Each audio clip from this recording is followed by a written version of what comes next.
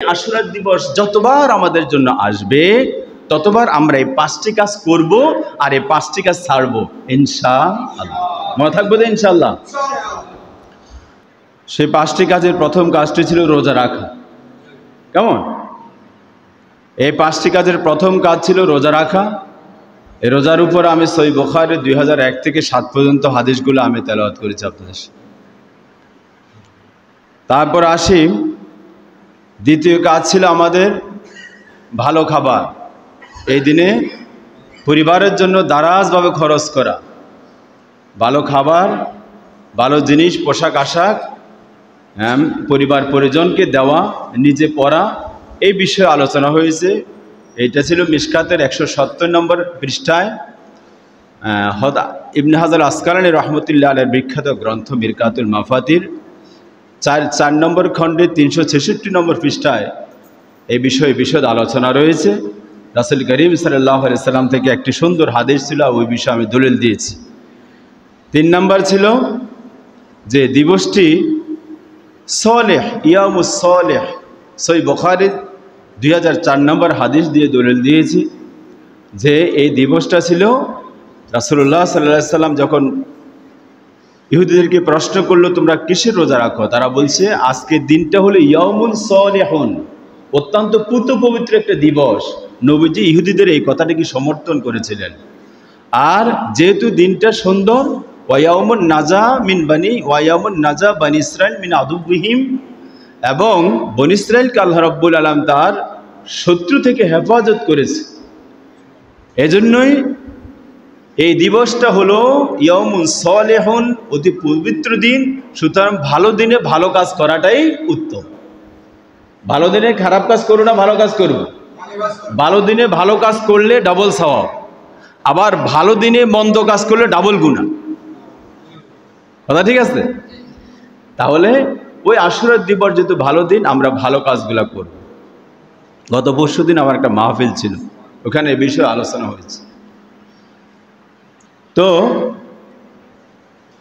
4 নম্বর ছিল ইয়াউমুন তাবাল্লাহ আলা কওমিন ওয়া তাবা আলা কওমিন আখিরিন। এই দিবসটা ছিল তাওবার দিবস। এই দিবসটা ছিল তাওবার দিবস। তো এই বিষয়ে আমরা সহিহ বুখারী থেকে আমরা তিরমিজি থেকে তিরমিজির 741 নম্বর হাদিস আমরা উদাহরণ দিয়েছি।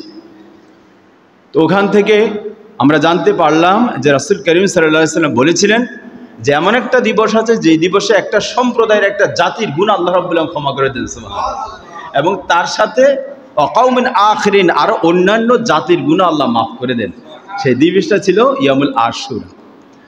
তো আমরা 4 নম্বরে এই বিষয়ে আলোচনা করেছি। 5 নম্বর ছিল যে হোসাইন রাদিয়াল্লাহু তাআলা আনহু যেভাবে স্বৈরাচারী শাসক ইয়াজিদের মিথ্যাচারকে কোনোভাবে তাকে মেনে নেন নাই, সত্যের উপর অটল ছিলেন, অটল থাকতে গিয়ে মিথ্যার সঙ্গে আপোষহীন সংগ্রাম করেছিলেন। অনুরূপভাবে আমরাও আমাদের জীবনে যতবার আশুরা আসবে আমরা প্রত্যয় নিব কখনো মিথ্যার সঙ্গে কোনো সংলাপ নাই, কখনো স্বৈরাচারীর সঙ্গে কোনো সংলাপ নাই, বরঞ্চ তাদের সঙ্গে দাঁত ভাঙা জবাব দেওয়ার জন্য ইমানি জজবা নিয়ে প্রত্যয় নিতে হবে এই দিবসে ইনশাআল্লাহ।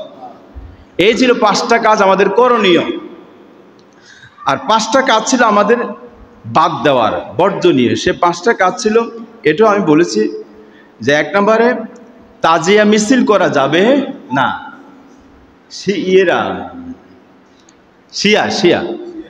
শিয়ারা যেভাবে তাজিয়া মিছিল করে, এই দিনে তাজিয়া মিছিল করা যাবে না। এবং মাসিয়া বা শোকপত্র পড়া এটাও করা যাবে না। এই সম্পর্কে ফতুয়া ইমদাদুল ফতুয়ার 5 নম্বর খণ্ডের 294 পৃষ্ঠায় এই ফতুয়াটা দেওয়া আছে যে এই দিবসে তাজিয়া মিছিল এবং মাসিয়া বা শোকপত্র পাঠ করা যাবে।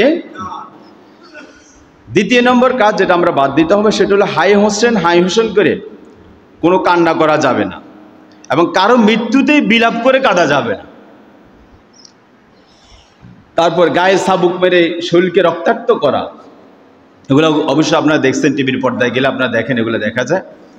এগুলা করা যাবে না। মহানবী সাল্লাল্লাহু আলাইহি ওয়াসাল্লাম থেকে একটা হাদিস আমরা এই বিষয়ে পাই, ইবনে মাজার 1584 নম্বর হাদিস। 1584 নম্বর হাদিসে রাসূলুল্লাহ সাল্লাল্লাহু আলাইহি ওয়াসাল্লাম বলছেন, লাইসা মিন্না, ও ব্যক্তি আমার উম্মত নয়, ও ব্যক্তি আমার দলভুক্ত নয়, যে ব্যক্তি মান জরাবাল হুদুদা ওয়া শুক্কাল জুয়ুবা ওয়া দাআ বিদায়াতিল জাহিলিয়া, যারা বুক থাবড়ায়, মুখ থাবড়ায় কান্নাকাটি করে, মুখে থাবড়ায়, বুক থাবড়ায় গায়ের জামা কাপড় ছিঁড়ে ফেলবে, এই কাজগুলা, এবং জাহিলি যুগের মানুষরা যেভাবে সুর চিৎকার দিয়ে কান্নাকাটি করত, এভাবে করে কোনো কান্নাকাটি আপনজনদের জন্য করা যাবে না। তাহলে আমরা এটা দলিল দিয়েছি ইবনে মাজার 1584 নম্বর হাদিস। 3 নম্বর যেটা আমরা বাদ দিব সেটা হলো হোসাইনের জন্য ইসালে সওয়াব বা কাঙ্গালি বোঝ। দেখেন কাঙ্গালি বোঝ, এই কাঙ্গালি বোঝ দেওয়া যাবে না, এটা জায়েজ নাই। এটা ফতোয়া ইমদাদিয়ার 5 নম্বর খণ্ডের 294 পৃষ্ঠায় এই ফতোয়াটা আমাদের জন্য দেওয়া হয়েছে। সুতরাং এই দিনে আমরা এই কাজ করতে পারবো না। 4 নম্বর হলো শোক দিবস পালন করা যাবে না। হোসাইনের জন্য শোক দিবস এবং হোসাইন সহ তাম পৃথিবীর কারোর জন্য কোনো শোক দিবস পালন করা যাবে না। সেই ছোটোখাটো হোক, লোকাল হোক আর জাতীয় হোক, যেভাবে হোক, কোনো শোক দিবস পালন করা যাবে না। এটার সঙ্গে মুসলমানের কোনো সম্পর্ক নাই।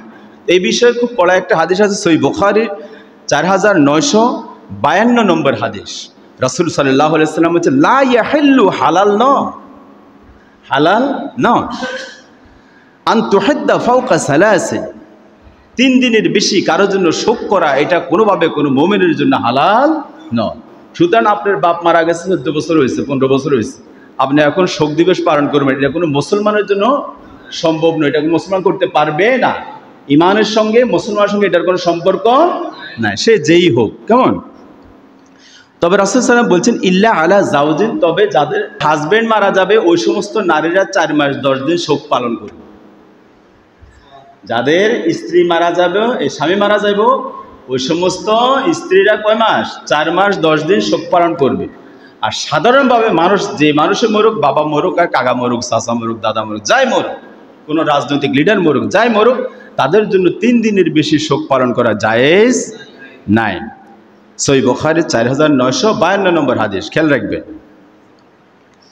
5 নম্বর যে কাজটা আমরা বাদ দিব সেটা হলো শোক প্রকাশের জন্য আলাদা কোনো কাপড়, কালো কাপড় অথবা সবুজ কাপড়, কালো কাপড় অথবা সবুজ কাপড় এখানে লাগায় কিনা দেখছেন, এটা করা যাবে না।